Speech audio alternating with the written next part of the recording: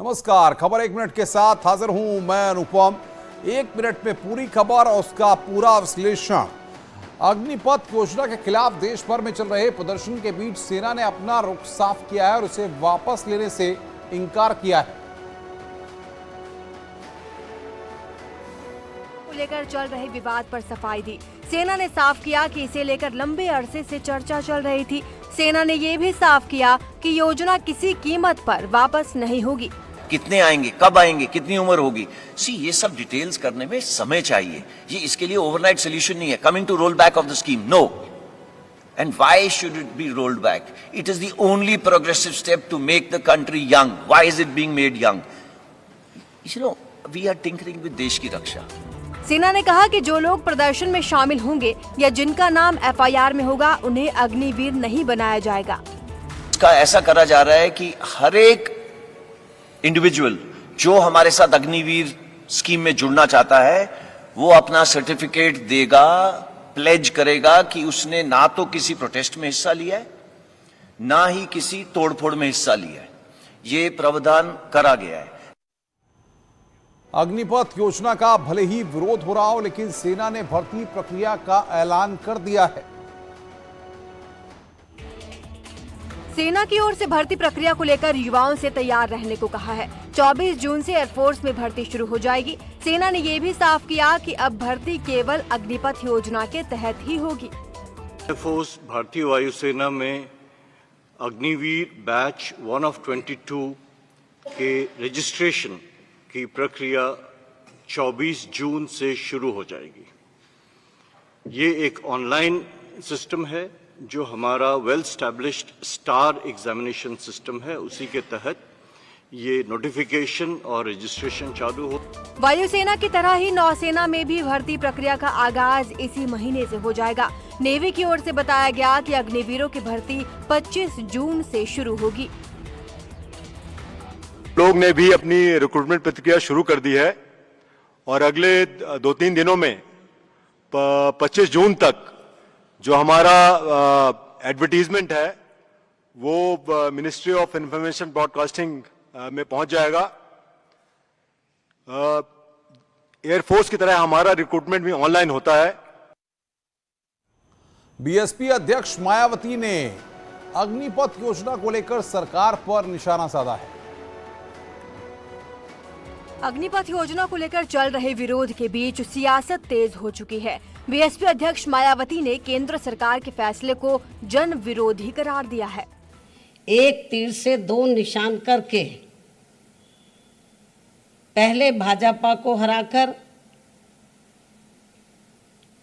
उनकी अग्निपथ आदि जैसी जन विरोधी नीतियों व बुलडोजर आदि वाली अहंकारी कार्यशैली का सबक सिखा सकते हैं। मायावती ने अग्निपथ के साथ बुलडोजर नीति पर भी सवाल उठाए। इसके अलावा समाजवादी पार्टी पर भी निशाना साधा है और साथ ही सपा को भी बीजेपी से उसकी अंदरूनी मिली भगत आदि की भी सजा दे सकते हैं, जिससे ये पुनः स्थापित हो जाएगा कि खासकर यूपी में भाजपा को चुनाव में पराजित करने के लिए सपा नहीं बल्कि बीएसपी ही सर्वाधिक शक्तिशाली माध्यम है। अग्निपथ योजना में विरोध पर हो रहे प्रदर्शन को लेकर सियासी संग्राम लगातार जारी है। कांग्रेस और बीजेपी दोनों अब आमने सामने हैं। अग्निपथ योजना के खिलाफ जारी बवाल के बीच कांग्रेस ने केंद्र सरकार के रुख पर सवाल खड़े किए हैं। प्रियंका गांधी ने सरकार पर युवाओं के भविष्य से खिलवाड़ करने का आरोप लगाया। नौजवानों के साथ विश्वासघात हो रहा है पूरी तरह से। वो राष्ट्र सेवा करने के लिए भर्ती होना चाहते हैं, पूरे अपने परिवारों की देखभाल करने के लिए, पूरे जीवन भर के लिए। तो गलत हो रहा है जो हो रहा है, ये स्कीम वापस लेनी। वहीं केंद्रीय मंत्री अनुराग ठाकुर ने विपक्ष पर तीखा प्रहार किया है। मुझे लगता है कहीं ना कहीं कुछ लोग राजनीतिक रोटियां सेकने का काम भी करते हैं। जैसे कुछ उदाहरण सामने आए कि छोटे छोटे बच्चों के हाथ में झंडे देकर भेज दिया।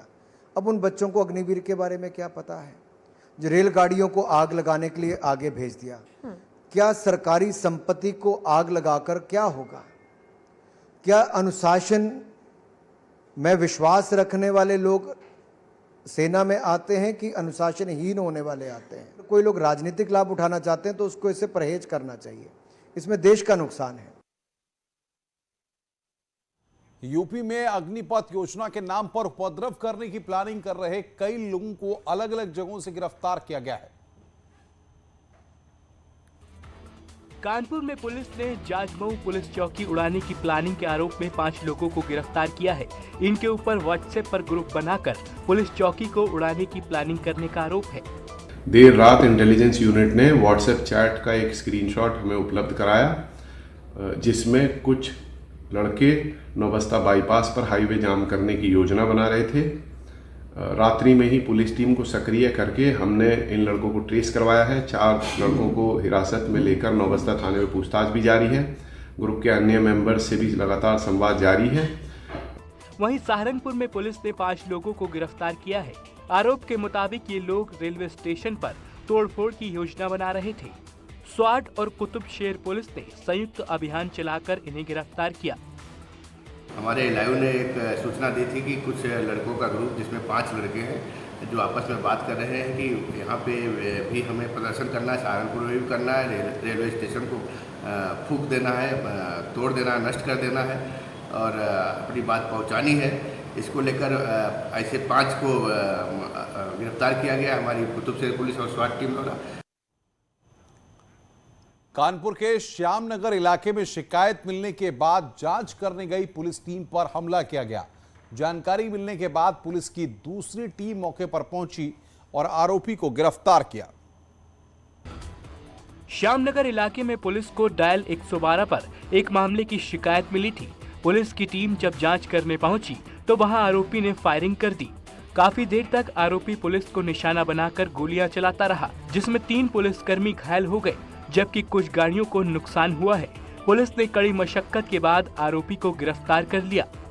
तो ये राजकुमार दुबे हैं, इनका अपनी जो बहू है और बेटा है सिद्धार्थ और जो भावना है, उनके साथ पहले से भी विवाद था, लगभग 3-4 महीने से चल रहा है। और आज भी शायद उनकी आपस में लड़ाई झगड़ा है। उस पर उनके जो बेटे हैं उन्होंने सूचना दी कि हाँ लड़ाई झगड़ा हो रहा है। उस पर जब यहाँ लोकल जो चौकी इंचार्ज है वो आए यहाँ पे, हिमांशु, और साथ में और 1-2 लोग आए।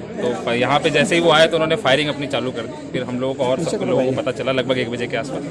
हम लोग पूरी टीम के साथ आए, इनको समझाया बुझाया गया। नुपुर शर्मा के बयान को विरोध में तौकीर रजा ने बरेली में धरना प्रदर्शन किया। इस दौरान उन्होंने योगी आदित्यनाथ की तारीफ की।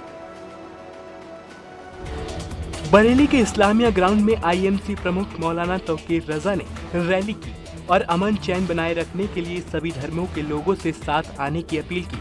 साथ ही बीजेपी सरकार पर निशाना साधा। ज्ञापन देना होगा तो हम यूएनओ में ज्ञापन देंगे। बताओ ठीक है?